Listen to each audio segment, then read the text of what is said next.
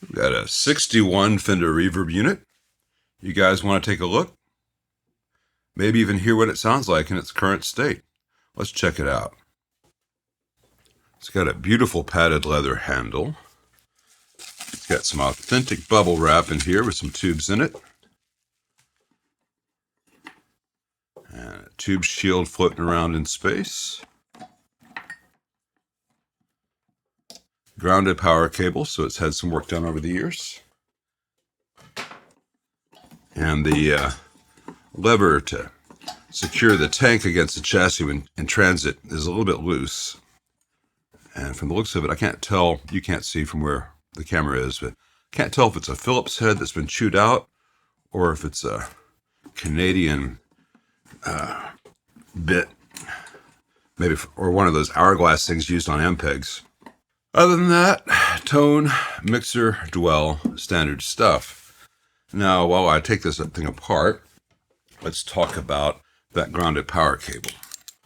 These reverb units are tricky in that if they don't have a ground reference, they're not safe. You can get electrocuted, same way as you would with an old two-prong Fender.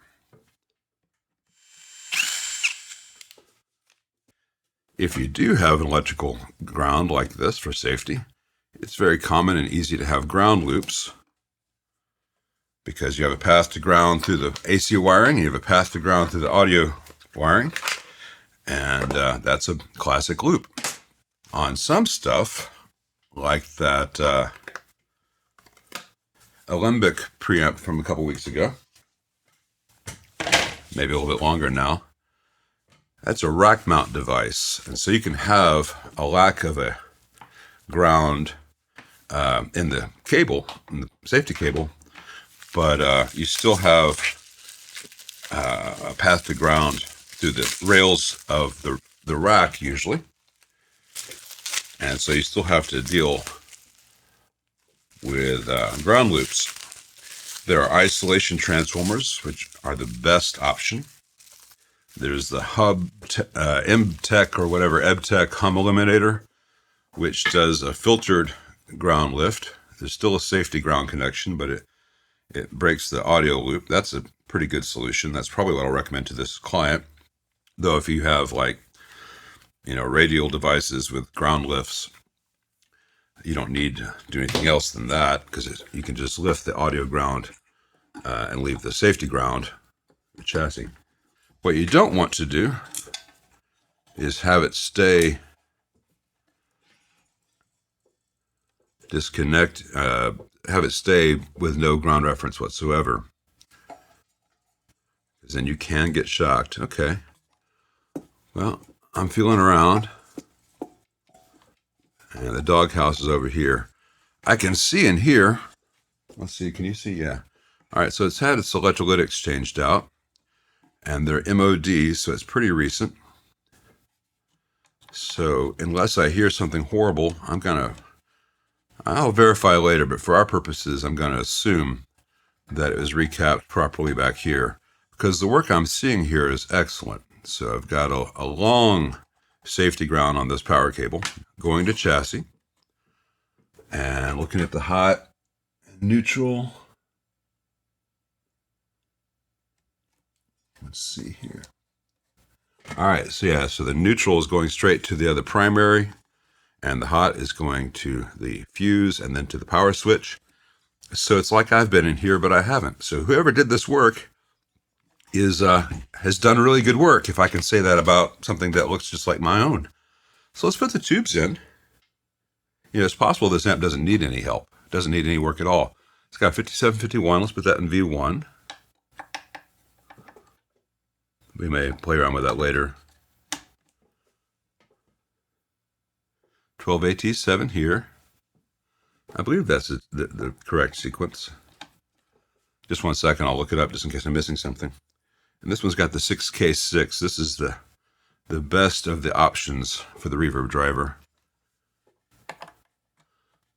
More swing than a 6V6.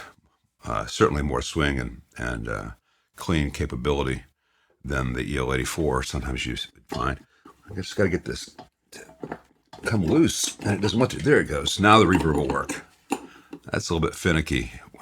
I may take the chassis out just to adjust these screws better, because when it locks, okay, I guess it's working all right. You just got to pull it to the side. All right, that's fine. All right, the reverb tank is free. I'm going to plug this in, and I'm going to lift the ground so we don't have a ground loop, and I'm going to run a cable over to the 5E3. And while I get all that set up, I'm also going to make sure I have the 5751 and the AT7 in the correct place. I'm pretty sure I do, but let's double check the fuse just in case. It's supposed to be 3/4 amp, and it's a 1 amp. That's fine. That is absolutely fine. And knowing the owner, I'm going to power this at 114 volts mains. So let me get that set up for you. All right, looking at the schematic, I goofed. The AT7 goes in V1. And the 7025, in this case, 57. Oh. And the 5751, in this case, that's usually a 7025, goes in V2. We got a 6K6 there. Very microphonic AT7. Seemingly, possibly a microphonic 6K6, but it may just be sending some little bursts into the reverb tank.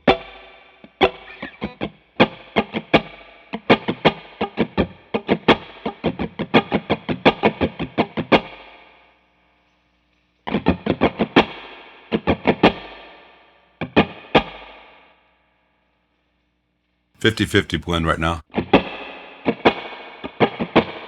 Dwell's about 10 o'clock, about 2 o'clock, and tone's about 4 o'clock. We should have a lot more reverb than that. I'm going to try a different 12AT7 and a 7025 in V2 and see if the microphonics lessens and if the reverb level increases, because that right here is the reverb mixer where we had the lower gain tube. 70s AT7. It's always worked in testing other Fenders. Old RCA 7025. Also a known good tube.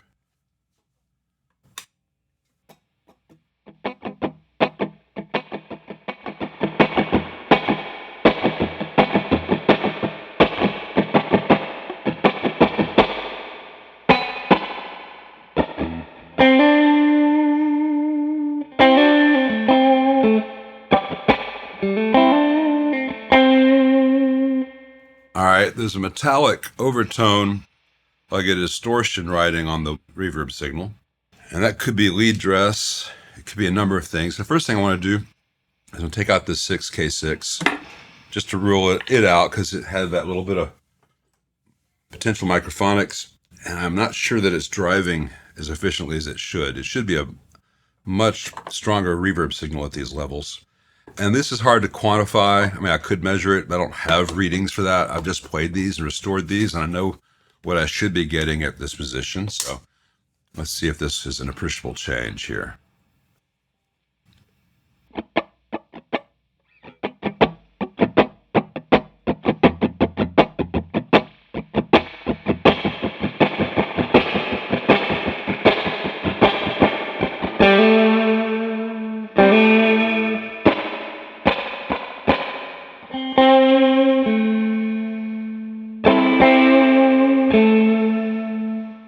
That's not the issue.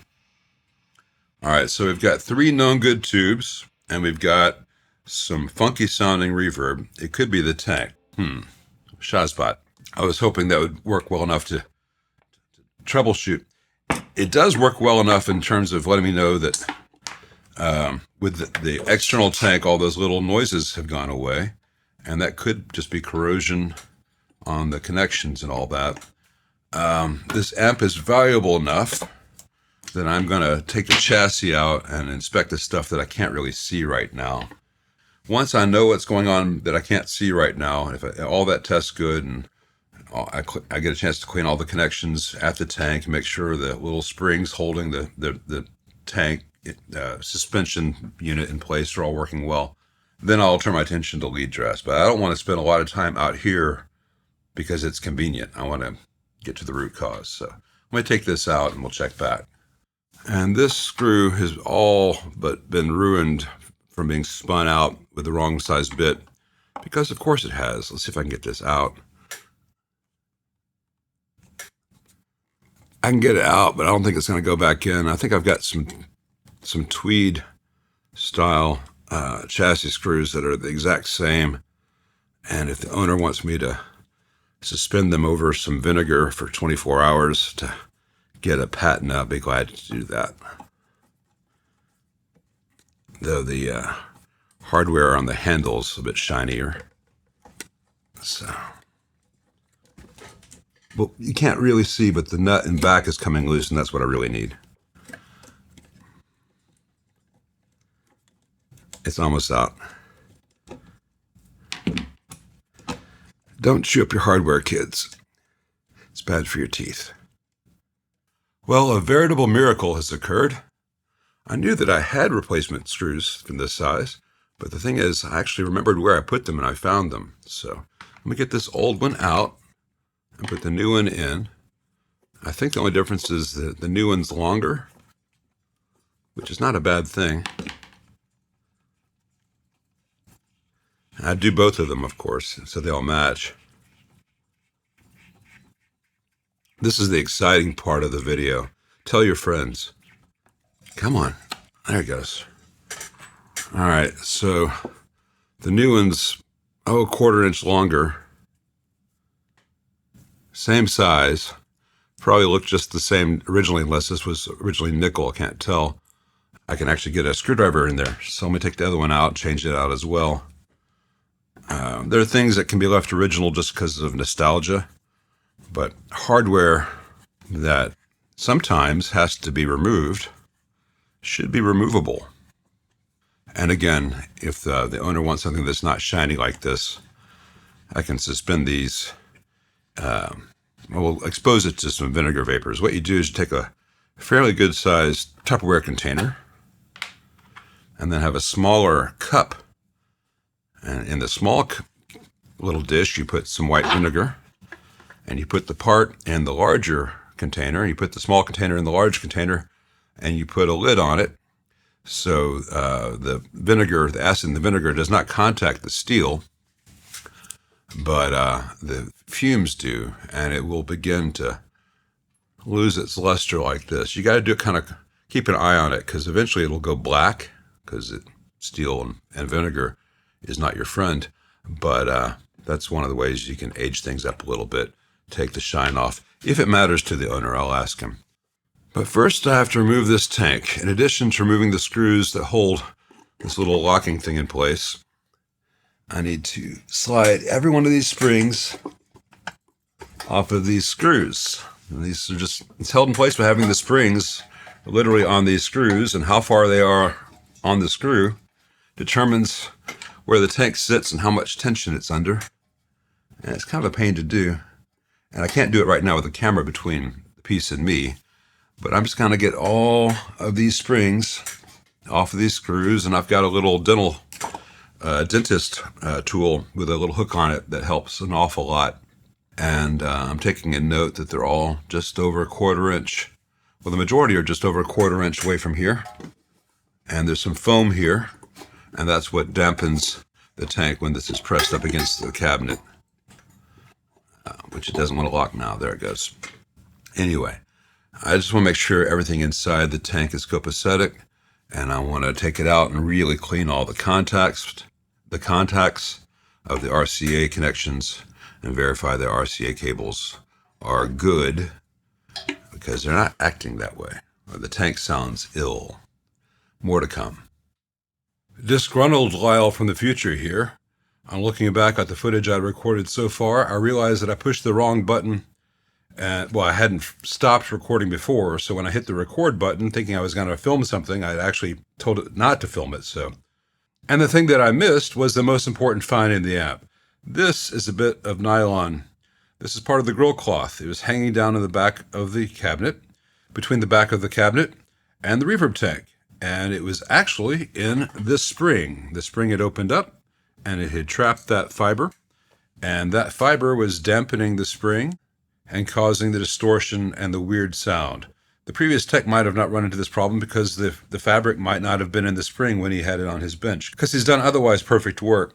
It's one of those things. It's possible that it only happens occasionally. It's possible it's been that way since 1961. I don't know. All I know is when I listened to it, it didn't sound right. I opened it up. I found this, snipped this, into the trash it goes, and the springs are no longer encumbered. Based on the work inside the amp, I expect to see good things here. And I do. 3 MODs and a 2-watt Vichy metal film, just the same as I use. I like this guy. Whoever this tech is, he did good work. I'm going to clean the chassis a little bit here with some that foam and just some general zinc oxide buildup while I have it open, and I'm going to make sure these RCA jacks here are nice and clean as well. These sheet metal screws that hold the doghouse covers to fenders, I will often use a power tool to remove them, but I always put them back by hand because it's really easy to cross thread them. So I've got a number 2 screwdriver, which fits the head exactly, and I turn it counterclockwise until I feel it kind of sink.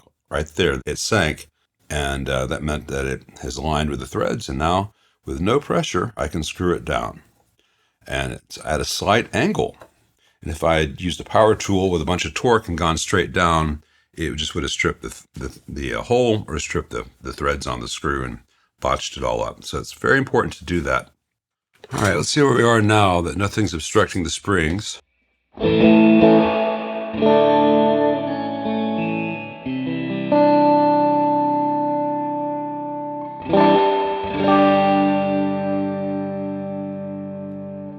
So that's full tone, full mix, full dwell.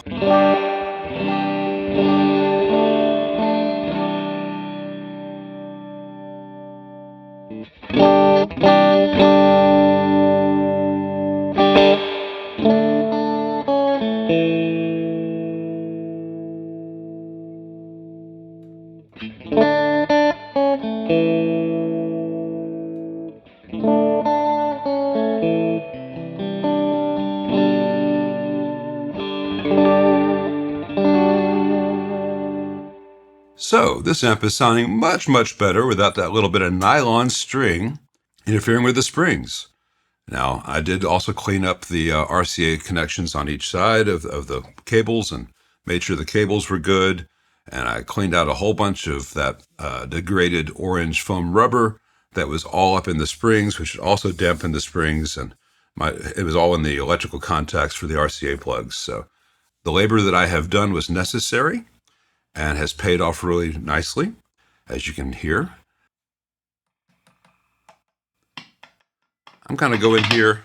This is the most important tube in the amp. It's a preamp tube here. It's very microphonic. I'm going to see if there's a solder joint that needs to be reflowed that's very common. And I've got some other 12AT7s. I might have just found 3 that are magically microphonic in this amp, but it's quite a bit. But I'm going to have lunch first, so we'll check back on that in a minute. Cold pizza, if you're wondering. So I have cleaned all the tube sockets. I have reflowed the solder joints on said tube sockets. I have rolled tubes. The 12AT7 it came in with, an old RCA, is extremely noisy and extremely microphonic and will not make the grade. It's got a tongue saw reissue in there now. I'll talk to the owner about whether he wants that or wants me to find some new old stock made of unobtainium kind of thing. The 5751 was also relatively noisy and really was kind of made the whole thing sound weak. You know, it's his choice. He's going to get the tube back. I've got a 12AX7 in here, which is, the same thing as the 7025 that the design calls for. His old 6K6GT is an old RCA, but this is a very weak example, and it's not putting out much reverb in comparison to this 6V6. So with the 6V6 and everything cleaned up and redone,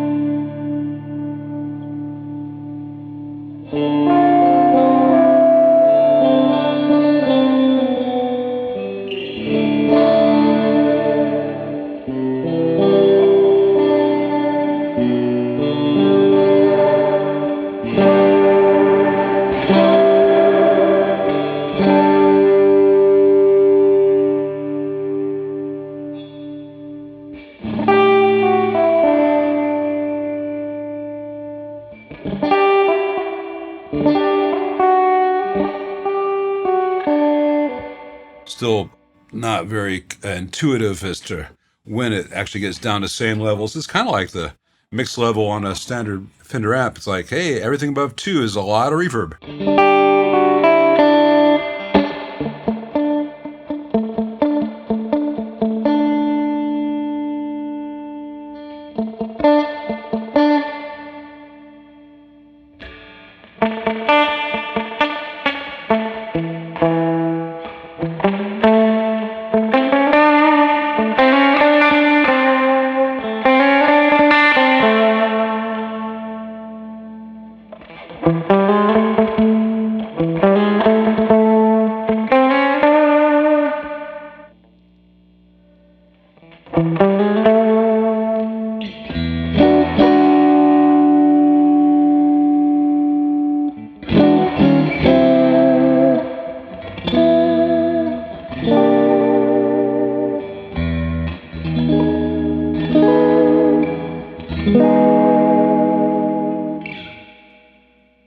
So it's in a much better place now. I'll talk to the owner about the tubes, and I need to get some replacement foam rubber for the stuff on the inside of the cab that's just turning into little orange powder. It'll get right back in these springs and these contacts, and the reverb will go away again. But you know, that's what it takes. And like I said before, the previous tech did a great job, and I have no idea whether that bit of fabric being caught in the springs was at all the case when he had it or she had it. But it certainly was as it came in. It sure wasn't sounding very good. So you may hear this again on the channel, maybe going into that 64 tuxedo bassman once they're both done. We'll see. Until then, thanks for watching.